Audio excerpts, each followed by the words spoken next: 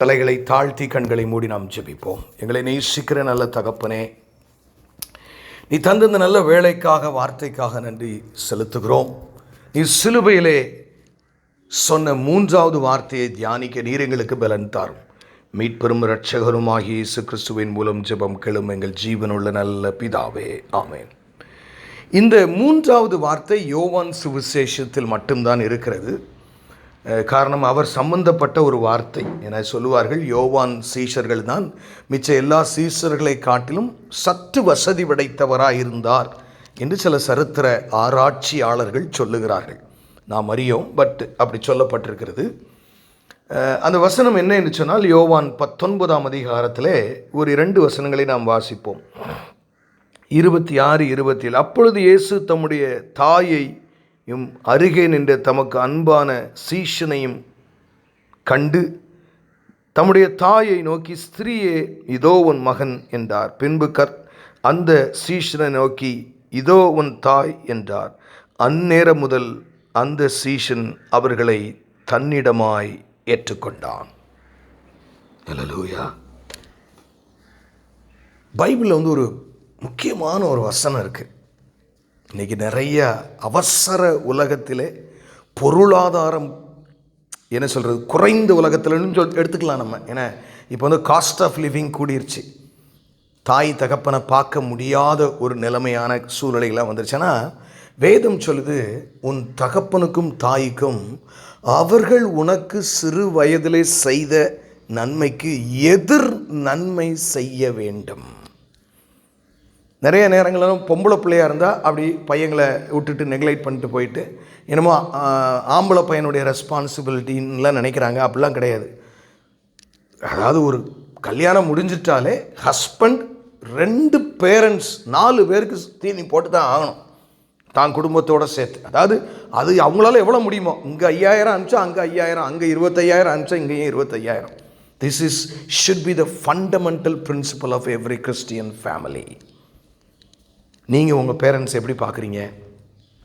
ஒருவேளை அவங்க ரொம்ப வசதியாக இருக்காங்க அப்படின்னா அவங்களுக்கு வேறு விதமான தேவைகள் இருக்கலாம், நேரத்தை கேட்கலாம். ஸோ அவர்கள் வந்து போகிற காரியங்களாக இருக்கலாம், அவங்களுக்கு ஒரு என்டர்டெயின்மெண்ட்டான காரியமாக இருக்கலாம்.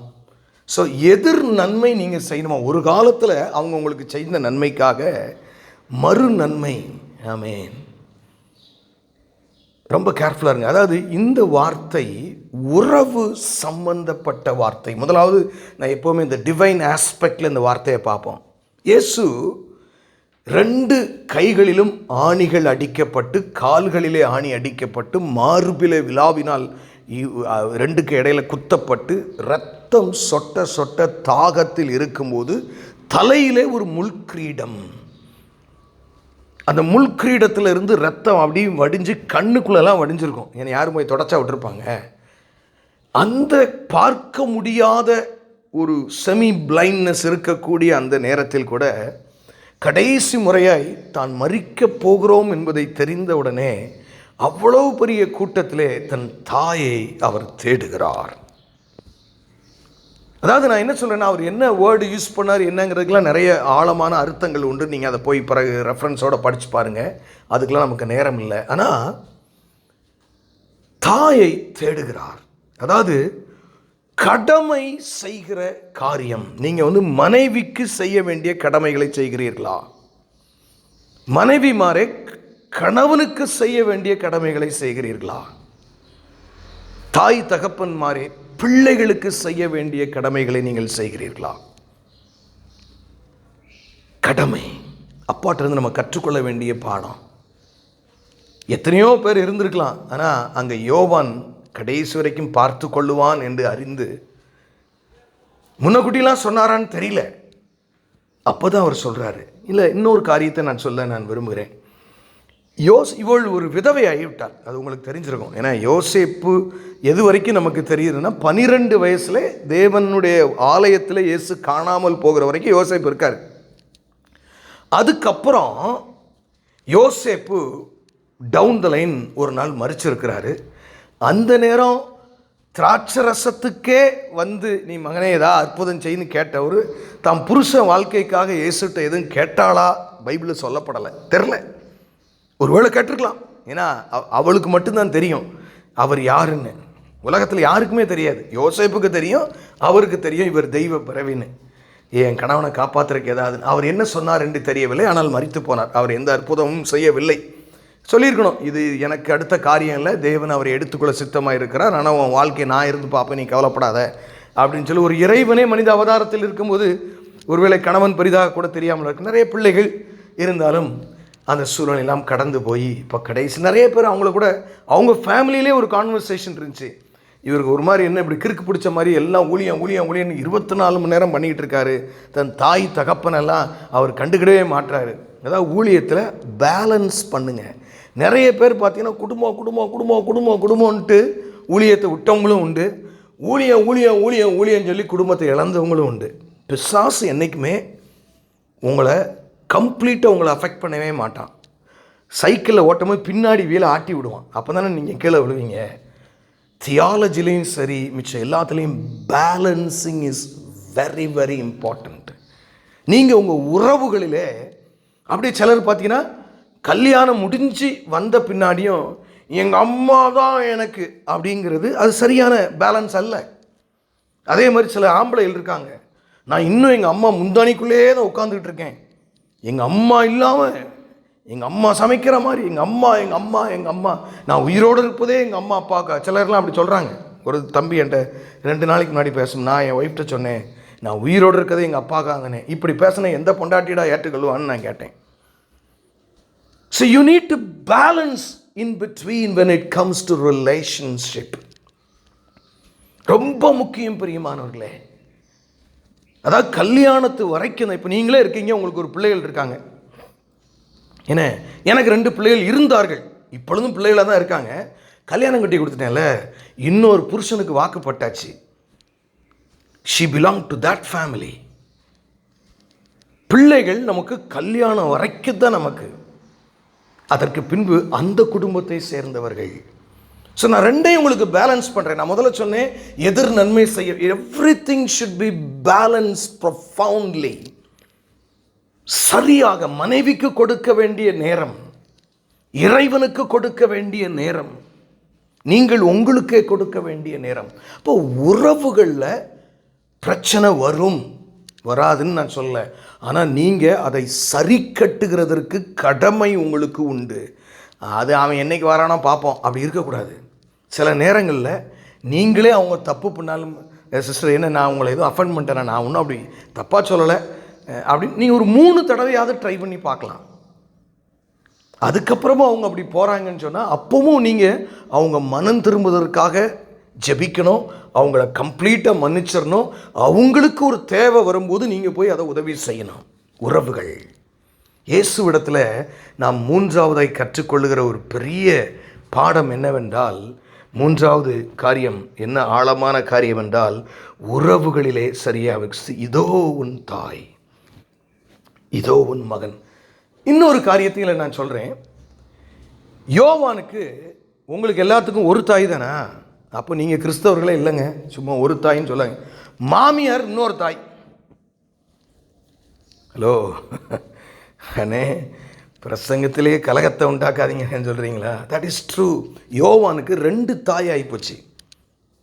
ஊழியத்தில் இருக்கிறவங்களுக்கு நிறைய தாய் உண்டு, நிறைய பிள்ளைகள் உண்டு, நிறைய அண்ணன் உண்டு, நிறைய தங்கச்சி உண்டு, நிறைய அக்கா உண்டு. நீங்கள் உங்களோடு பிறக்காதவர்களெல்லாம் தாயாய் மாற்றக்கூடிய ஒரு அன்பு. ரோட்டில் கிடக்கிற ஒரு அம்மாவை கூட எடுத்து குளிப்பாட்டி தான் தாயாய் வீட்டுக்குள்ளே ஏற்றுக்கொள்ளுகிறது தான் கிறிஸ்தவ வாழ்க்கை. நிறைய இருக்குங்க, சொல்லிக்கிட்டே போகலாம், பிரசங்கம் பண்ணிட்டே போகலாம். சிறுமைப்பட்டவன் மேல் சிந்தை உள்ளவன் பாக்கியவான், அவன் நோய்வாய் படுக்கையிலே கர்த்தர் அவனை உயிர்ப்பிப்பார். யாருக்கெல்லாம் வியாதி வந்தால் சோமாகணும், தர்மம் தியானம் நல்லா செய்யுங்க, உங்கள் ஜெபம் சீக்கிரத்தில் கேட்பாராம். அவருக்கு சுத்தமாக இருந்தால் உறுதியாக கேட்பார். எப்போ மட்டும் கேட்க மாட்டார், உங்களை மேலே கூட்டிகிட்டு போனோம் அப்படின்னு முடிவு பண்ணிட்டா மட்டும்தான் அவன் ஜெபத்தை கேட்க மாட்டார். அப்போ உறவுகளிலே நாம் ஜாக்கிரதையாக, இயேசு கரெக்டாக இருந்தார். நான் போகிறேன் பாய் பாய் அப்படின்னு சொல்லி அவர் நினச்சிருந்தா, ஏன்னா அவருக்கு தெரியும் என் தாய் என்னுடைய பிறப்பு நிமித்தம் அவள் பட்ட பாடுகள் எத்தனை. ஏன்னா சிமியன் தெளிவாக சொல்கிறான், ஒரு பட்டயமும் இருதயத்தையும் கடந்து போகும். அதுதான் இப்போ கடந்து போயிட்டு இருக்கு. எப்படியா இருந்தாலும் பெத்த பையன் இல்லை, மூத்த பையன் எப்படி இருந்திருக்குன்னு யோசித்து பாருங்கள். நிர்வாணமாக சிலுவையில் தொங்கிக் கொண்டிருக்கிறது அந்த தாயெல்லாம் சகிக்க முடியுங்க? மார்போடு அழுது கொண்டிருந்திருப்பாள். இயேசு பார்த்துட்டு, நான் இப்போலாம் தெய்வம் ஆயிட்டம்மா, நீ இன்னும் மனுஷியாக இருக்க, நான் போயிட்டு வரட்டா. அதாவது கத்தோலிக்கர்கள் ரொம்ப அந்த அம்மா உயர்த்திட்டாங்க, ப்ராட்டஸ்டன்ட் பீப்புள் ரொம்ப கீழே தள்ளிட்டாங்க. ரெண்டுமே தப்புங்க. புனிதமான அந்த தாயை, ஏன்னா ஸ்திரீகளுக்குள்ளே நீ பாக்கியவதி. இன்னைக்கு வரைக்கும் அந்த அம்மாவை தானே பேசுகிறாங்க. எத்தனையோ அம்மா இருக்காங்க. மரியாள் அம்மா மாதிரி நிறைய பேரை நம்ம நிறைய தடவை நம்ம பேசியிருக்கோமா? கிடையாது. புனிதமானவள், பெரிய தேவனுடைய ஒரு சீஷி. ஆகவே பிரியமானவர்களே, உங்களுடைய உறவுகளிலே அது உறவுகளை நெக்லெக்ட் பண்ணாதீங்க. நான் இன்னொரு கேள்வி உங்கள்கிட்ட ஒரே எப்பவும் நல்லா எதிர்த்து ஒரு நெல்க பார்ப்போம். உங்களுக்கு ஒரு கேள்வி ஆவியானவர் கேட்குறார். உன் வீட்டில் கடைசியாக யார் தங்கியிருந்தா? when did you show hospitality at home? உங்கள் வீட்டில் விருந்தோம்பல், அது சொந்தக்காரனாக இருக்கட்டும், ஃப்ரெண்ட்ஸாக இருக்கட்டும், ஊழியக்காரனாக இருக்கட்டும், கடைசியாக உன் வீட்டிலே ஒருவர் தங்கியிருந்து அவருக்கு விருந்தோம்பல் செய்து எவ்வளோ நாள் இருக்கும்? அதெல்லாம் இன்னைக்கு இல்லாமலே போச்சு. இல்லவே இல்லை. எனக்கு நேரங்களுங்க ஐ எம் பிஸிங்க, அதெல்லாம் சர்ச்சில் hi sister how are you, அப்புறம் போயிடுறது. கையை கொடுத்துட்டா என்னமோ ரொம்ப நேசிக்காடின்னு ஒரு புன்னகை, எப்படி இருக்கீங்கன்னு கேட்டுட்டு கையை கொடுத்தா, தட்ஸ் நாட் இட் இஸ். அவர்களுக்காக ஜெபிக்க வேண்டும், உறவுகள் பலப்பட வேண்டும்.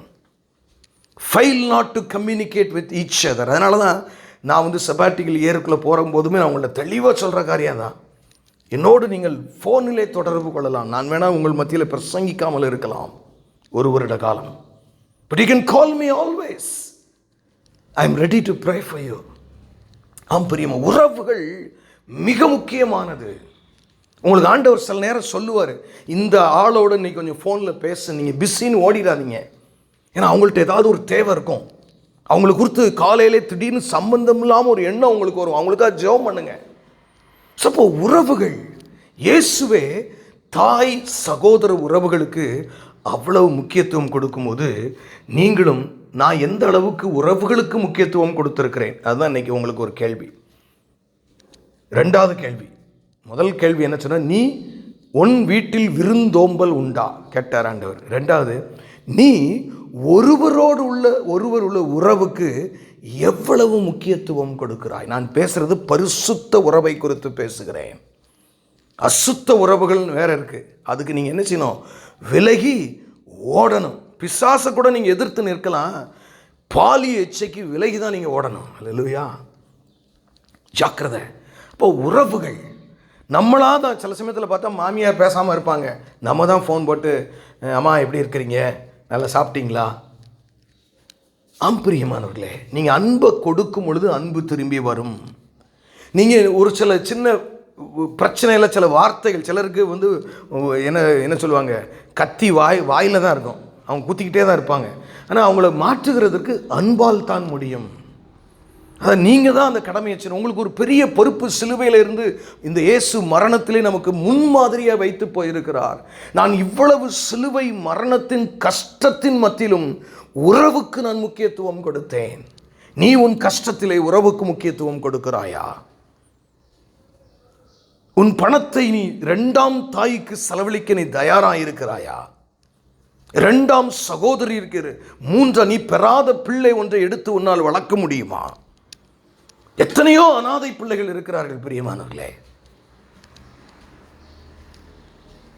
இப்போதான் எடுத்து வளர்க்காமலே சப்போர்ட் பண்ணலாம் முடியும். ஏன்னா இப்போ வேர்ல்டு விஷன் அந்த மாதிரி எல்லாம் போது ஏழையில் நான் மாதம் 2000 ரூபா கொடுக்குறேன்னு சொன்னால் ஒரு if you God really leads you you can do it. நான் சொன்னேங்கிறதுக்காக நீங்கள் செய்யணும்னு நான் சொல்லலை. ஒன்றே ஒன்று தான் ஆவியான அன்றைக்கி நமக்கு கற்றுக் கொடுக்கிறார். உறவுகளிலே நான் எப்படி இருக்கிறேன். ஒருவேளை இன்றைக்கு நீங்களும் நானும் உறவுகளிலே ஒரு பேலன்ஸ் சரிவர இல்லாமல் இருக்குமானால் இப்பொழுதே நாம் புதுப்பிப்போம். ஆகவே கண்களை மூடி கர்த்தர் நமக்கு தந்த வார்த்தைக்காக நாம் எங்களை நேசிக்கிற நல்ல தகப்பனே, நீ தந்த இந்த 3ஆம் வார்த்தைக்காக நாங்கள் உம்மை நன்றி செலுத்துகிறோம். ஆண்டவரே, உறவுகள் எவ்வளவு முக்கியம் உம்முடைய பார்வையில் என்று எங்களுக்கு கற்றுக் கொடுத்தீர். நாங்களும் ஆண்டவரே என்னுடைய இருதயத்தை ஆராய்ந்து பார்த்து, எனக்கு இந்த கஷ்டம் இருக்குது, எனக்கு இந்த வேதனை இருக்குன்னு சொல்லி உறவுகளையும் நபர்களையும் நெக்லெக்ட் பண்ணாமல் ஆண்டவரே, உம்மை போல ஆண்டவரே உப்பாய் ஒளியாய் ஆண்டவரே தன்னை போல பிறரையும் நேசிக்கிற ஒரு அன்பினாலே இந்த வார்த்தையை கேட்கிற ஒவ்வொருவரையும் நீர் ஆண்டு நடத்தியவர்களை சரி செய்து தேவனுடைய பரலோக ராஜ்யத்தில் நீர் கொண்டு வந்து ஆண்டவரை சேர்க்கும்படியாக உம்முடைய கரங்களிலே ஒப்பு கொடுக்கிறோம். ஜீவனுள்ள நல்ல பிதாவே, ஆமென்.